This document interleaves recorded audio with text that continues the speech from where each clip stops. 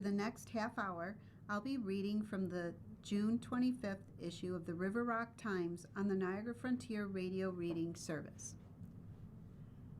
Mark your calendars for Amherst Street Live, July 17th. Joe Maniaci was having dinner on Hurdle Avenue one Friday night a few summers ago and was inspired by what he saw. It was really nice. I'm walking to go for dinner, and across the street there's a band playing. Next to the restaurant I went to, there was another band playing. Different kinds of music, too, he says. It was just really cool. If imitation is the sincerest form of flattery, Hurdle Avenue should be blushing with pride as Maniaci borrows the idea to bring together Amherst Street Live, a 3-hour event featuring live music on Amherst Street in front of businesses from Bridgman to Military Road, all from 6 to 9 p.m. on Friday, July 17th. The idea is simple. Bands will play sets of at least an hour or 90 minutes in front of bars, restaurants, and shops on Amherst Street as a way to not only bring people out on a Friday night, but to help introduce them to what Black Rock has to offer. The performances will be outside, weather permitting, on the sidewalk, drawing attention to each location. The full list of bands will be announced soon, but expect to hear live music at Cornell Caribbean Kitchen, Fresh Arabic Sweets, Allentown Music, AE Fit 716 Dapper Goose, Enchanted, and Aligned Hot Mama's Canteen, and possibly the Phoenix at 269. He's working to finalize details and is hoping that the musicians performing at each location reflect or enhance the atmosphere of each business. All the bands and performers involved in the event are from Buffalo and Western New York. Organized by the Grant Amherst Business Association, of which Maniaci is the president, and supported by grant funding provided by Erie County legislator Michael Kushian, Maniaci says this could become a series if the first go-round is successful, adding that he'd be sure not to schedule it in conflict with the events on Hurdle Avenue, which happen one Friday a month during the summer. He also credits GABA member Scott Cooper with doing a lot of legwork to sign up venues and musicians, and North District Council member Joe Gollenbeck for dotting some of the I's and crossing some T's to make sure all performances would be in accordance with city requirements. Anchored by the Sportsman's Complex on Amherst Street, including both the namesake venue, the Outdoor Sportsman's Park, and the Cave on Military Road, with the Buffalo Music Hall of Fame next door as well, there's more music happening in Black Rock than people might first realize, he says. Black Rock and Grant Amherst, really, this neighborhood has really become a hub for music in Buffalo, he says. Hot Mama's is right there. They have a lot of live music. Allentown Music, here we opened up as a full-service music shop. The Fretted Buffalo over there is a world-class guitar shop. And then there's the Showplace Theater on Military Road, too. And when you go a little further, as far as entertainment, now we have Gather and Game on Amherst for people who like to play board games. We really are a music and entertainment spot, and I don't think people realize we have all of this. Instead of going for a few more festival-like atmosphere and bringing in food trucks and vendors, Maniaci wants to encourage people to come out for the music and patronize the small businesses along Amherst Street instead, as Black Rock has welcomed a number of new businesses in the past few months that would be sure to welcome new customers and familiar faces alike. Rivera beats Zellner in Senate race. Former 149th Assembly District Representative Jonathan D. Rivera defeated incumbent Jeremy J. Zellner in the Democratic primary for New York's 61st Senate seat. Rivera garnered 10,076 votes to Zellner's 8,270. The district includes parts of the cities of Buffalo and Tonawanda, the towns of Amherst, Grand Island, and Tonawanda, and the villages of Kenmore and Williamsville. Following the election, Rivera said, "I am deeply honored and humbled by the trust the people this district have placed in me. This victory belongs to every volunteer who knocked on a door, every supporter who made a phone call, every labor member who stood with us, and every voter who believed that our community deserves a strong voice in Albany. In the 149th Assembly District race, attorney Adam Bojack won a three-way primary that included endorsed Democrat Karen Hoke and Kevin W. Deese. Bojack tallied 3,961 votes, while Hoke had 2,651 and Deese had 1,359. The general election will take place in November. Bojack's Republican opponent in November is Hamburg Councilman Frank Bogolski. Controller's Office explains details behind city budget's woes. When the Buffalo Common Council voted to approve the budget set forth by Mayor Sean Ryan a few weeks ago, it did so with a 19% increase on the tax levy, expected to bring in nearly an additional $53 million to the city's bank accounts. The adopted budget for fiscal year 2027, including the 19% tax increase, less than the 25% the mayor originally called for, is $674,983.11, representing an 8.5% increase over the $622 million in the fiscal year 2026 budget. But what the budget conversations didn't discuss is how much of the city's spending is locked in and non-negotiable, tied up in pensions, health care, and personnel salaries for city employees at all levels.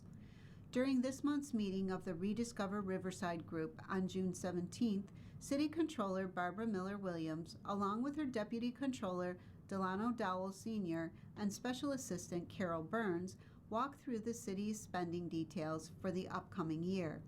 Among the most noteworthy numbers: annual salaries account for $194 million of the city's overall budget, the highest single expense. That does not include nearly $62 million in health insurance costs for active employees and $43 million for retired personnel. Last year's personnel services budget was nearly $191 million, a change that reflects the additional staff hired by the mayor and other new hires. The Buffalo Board of Education will receive nearly $71 million, but the city has no say over how that money is spent within the Buffalo Public School system.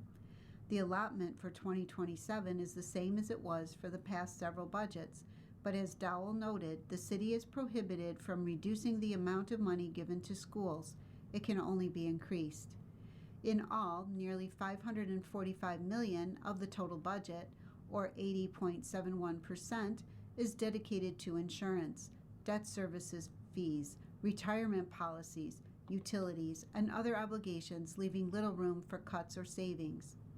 Revenue questioned.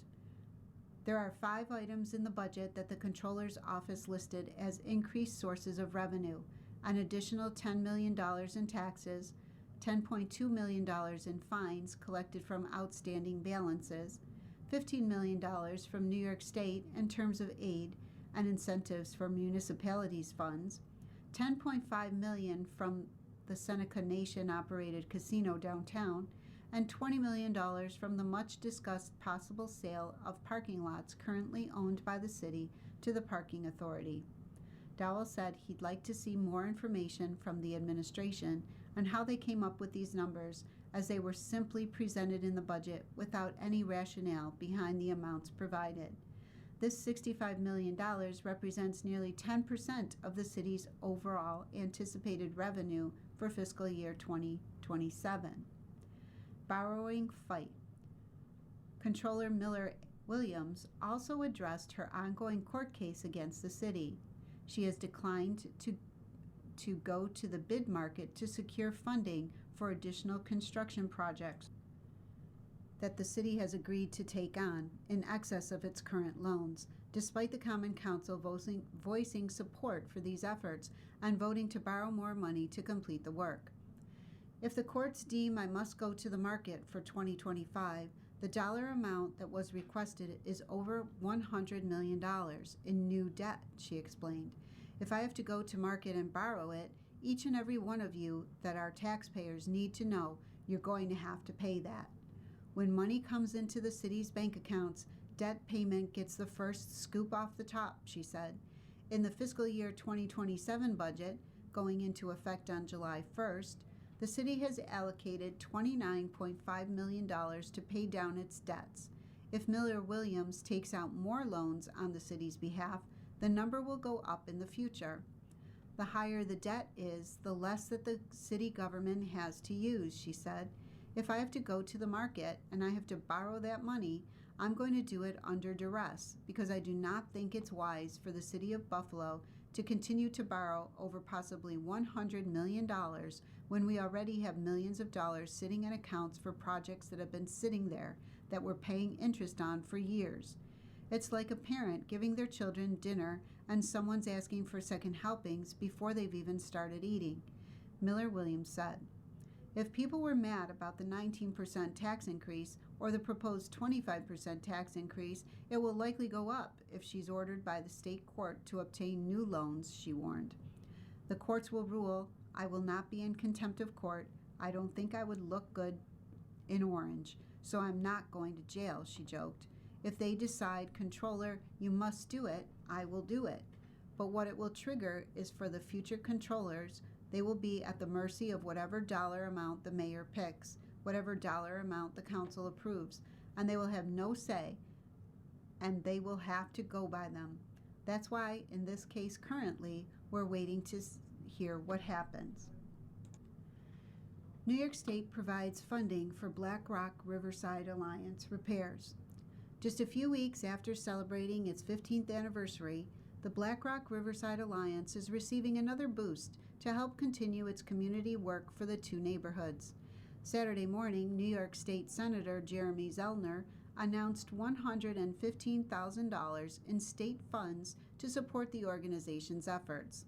From community gardens and storefront improvements to public spaces and neighborhood beautification, the organization has worked tirelessly to improve quality of life for residents and bring new investment into Black Rock and Riverside, Zellner said in a Facebook post. That's why I was pleased to secure $115,000 for renovations and programming that will help the Alliance continue its mission.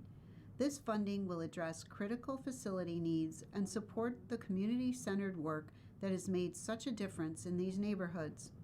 In the past few years, the Alliance has faced some expensive repairs to its home, the Black Rock Harbor Center on Amherst Street near Niagara Street. In early 2025, the HVAC system needed some expensive repairs, followed by leaks developing in the roof this past winter.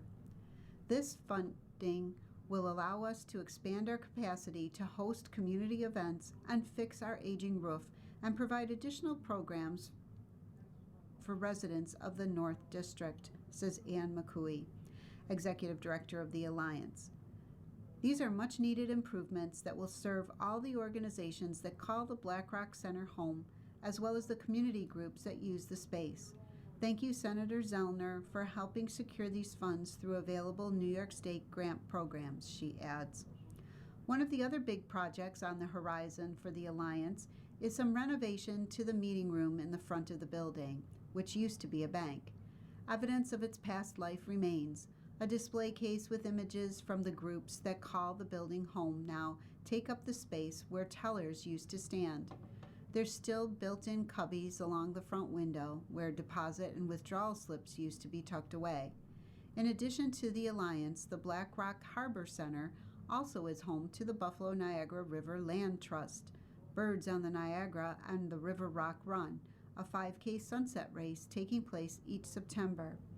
The building also hosts the monthly meetings of the Believe in Black Rock community group, among others. Removing the teller space will double our meeting room size to accommodate more and larger programs and activities, McCooey says. Work on the roof will take priority, however. In order to protect the interior of the building, work on the meeting room will follow in the colder months when the building tends to be less busy. You are listening to a reading of articles and features from the River Rock Times on the Niagara Frontier Radio Reading Service. Army Corps Sewer Authority take up to tackle seawall concerns. A walk along the pathway leading south from Unity Island between the Niagara River and the Buffalo Sewer Authority's water treatment facility is in the process of becoming a safer stroll. A long time ago, when Buffalo was still running ferry service to Canada, the seawall standing between the river and dry land was supported by bags of rock dropped into place from a barge, says Rosaline Nagel, a principal sanitary engineer with the Buffalo Sewer Authority. Over time, the fast-moving river water did what it does to rocks and shores everywhere. It broke down those rocks and the sediment used to fill those bags through corrosion that now has weakened the integrity of the wall itself. Slowly, eventually, the water from the river started to migrate into some of our underground structures, as evidenced by some small sinkholes that began to form before the city filled them in, she says. Now the Sewer Authority and the Army Corps of Engineers, Buffalo District, headquartered just up the river on Niagara Street, are teaming up with the city to fix the problems that erosion can cause. For the city, it's a matter of protecting the integrity of the Sewer Authority's treatment facility, as water seeping underground can weaken the soil.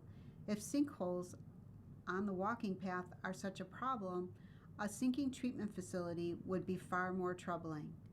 It's an essential service, Nagel says of the treatment facility. The walking path, it's pretty, but it's not an essential service. Working together to protect the waterways.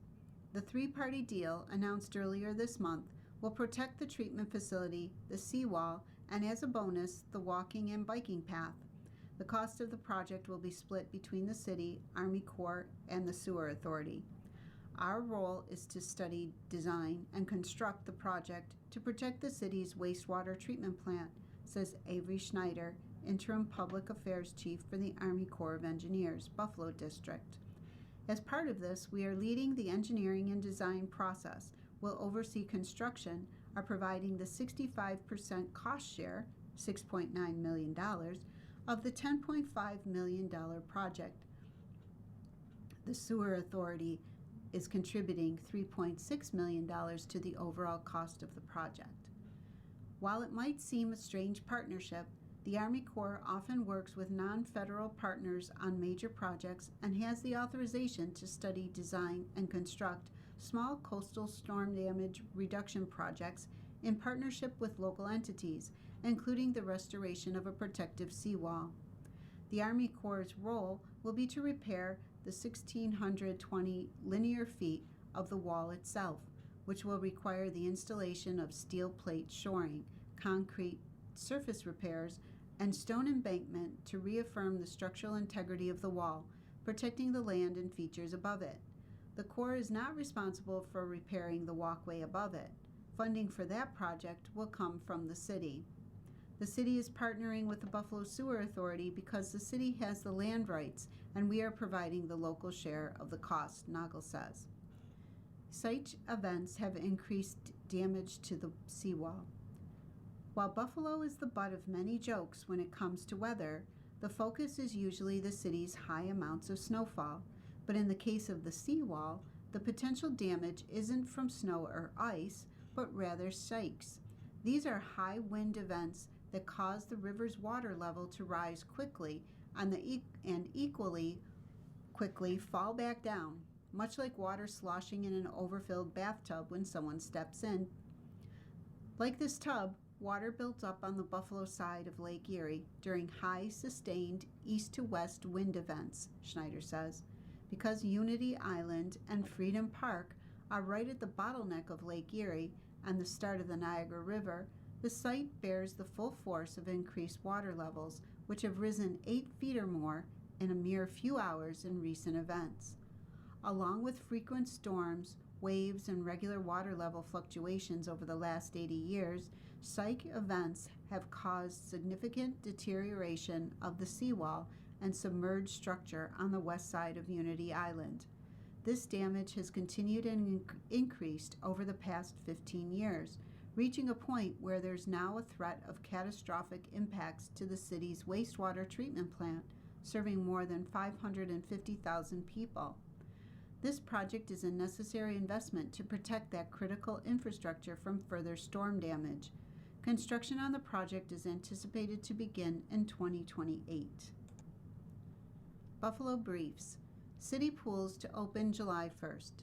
Mayor Sean Ryan recently announced that the City of Buffalo will open 6 public pools this summer, providing free swim lessons to 300 children, adding time for passive programming at every pool, and introducing new measures designed to create a safer, more enjoyable experience for Buffalo residents and families.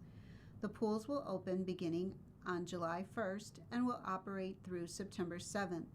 The outdoor pools, Centennial, JFK, Kensington, Maston, and Riverside, will be open from 11 a.m. to 7 p.m. 5 days per week, including one weekend day each. The indoor Connors, Kate, Harrity Memorial Pool at Cazenovia Park will be open Monday through Friday. In total, 5 pools are scheduled to be open every weekday, with 3 pools open on Saturdays and 2 pools open on Sundays. All 10 city splash pads will operate 7 days a week from 11 a.m. to 7 p.m. through the summer season, weather dependent. Our goal was simple: open as many pools as possible and make them destinations for families throughout the summer, Mayor Sean Ryan said. We're not just opening pools, we're creating safe, welcoming spaces where residents can swim, learn, exercise, and spend time together in their neighborhoods. The expanded pool programming is highlighted by a new partnership with the City Swim Project to provide free swim lessons to 300 Buffalo children ages 4 to 14 this summer, with classes at the JFK, Kensington, Maston, and Riverside pools. The program is being funded through a $50,000 New York State grant secured by Assembly Member John D. Rivera. Every child deserves the opportunity to learn how to swim, regardless of their family's income or background. That's why I was proud to secure $50,000 in state funding to support this partnership between the City of Buffalo and the City Swim Project, Assemblymember John D. Rivera said. These free swim lessons will help hundreds of Buffalo children build confidence, develop a lifelong skill, and stay safe around the water. I want to thank Mayor Sean Ryan and all of our community partners for working together to expand access to recreation and create more opportunities for Buffalo families this summer. The City Swim Project is grateful for the opportunity to serve the City of Buffalo and help more children gain access to swim education, said Mike Swaltowski, Executive Director of City Swim Project. We thank Mayor Sean Ryan and Assemblymember John Rivera for their leadership and support in making this possible. We look forward to helping Buffalo's youth develop these important skills and perhaps inspiring some of the city's future lifeguards along the way. For the first time, the city will also block out time for passive programming and at every public pool throughout the summer season. Under this initiative, time and space in the pool will be reserved for self-directed activities, including lap swim, senior swim, family swim, teen swim, and me and my grown-up sessions designed for young children and their caregivers. This will help ensure that pools can serve residents of all ages and abilities and provide opportunities for recreation beyond traditional open swim hours. Additional pop-up programming events will be announced in the coming weeks. We're excited to expand programming at our pools this summer, especially swim lessons, Deputy Mayor Maria White said. Learning to swim is a lifelong skill that promotes health, builds confidence, and can save lives. Growing up in a city on the shores of Lake Erie, every child should have the opportunity to feel safe and comfortable around the water. These lessons will help young people develop skills they can use for the rest of their lives. In addition to expanded programming, the city is implementing new measures to improve pool safety for the 2026 season, including additional security personnel to support pool staff and help ensure a positive environment for swimmers and families. The city is also implementing a new free pool ID program to help staff better manage facilities, improve safety and accountability, and ensure city resources are directed where they are most needed. Beginning this summer, all residents wishing to use city pools will be required to obtain a free digital pool ID. Residents can register online or in person at any pool location with proof of identification. A series of pop-up registration events throughout Buffalo will be announced in the coming days to educate residents about the new system and help them register. Children under 18 must be registered by a parent or guardian. Additional information regarding pool schedules, splash pads, pool ID registration, swim lessons, and swimmer programming are available at www.buffalonewyork.gov/pools. Office of Gun Violence Prevention gets state funds. During Gun Violence Awareness Month, New York State Senator Jeremy J. Zellner announced $50,000 in state funding for the City of Buffalo's Office of Gun Violence Prevention, marking the first state funding ever dedicated specifically to the office since its creation in 2025.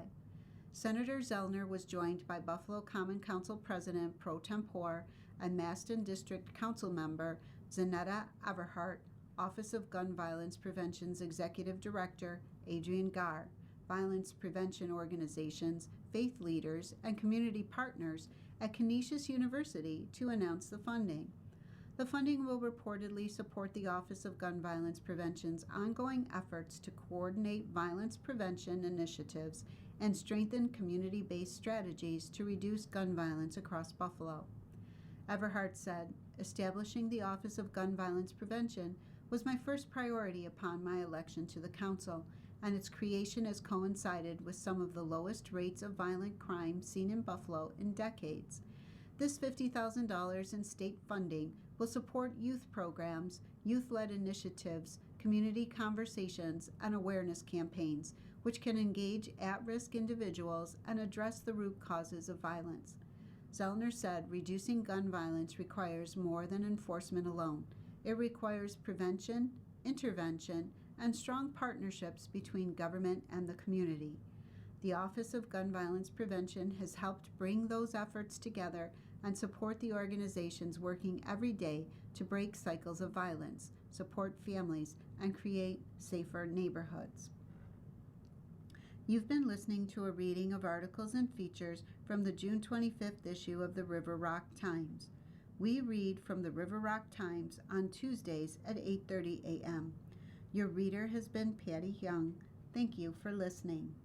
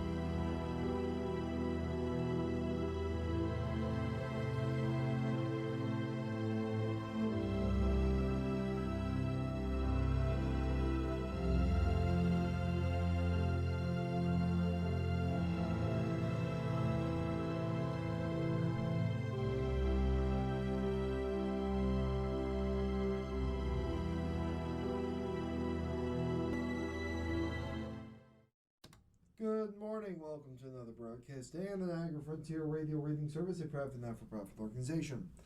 As always, please feel free to contact us with your comments, suggestions, and questions you may have. And please stay with us. Our Reading the Buffalo News is coming up in just a moment. The following program is intended for listeners who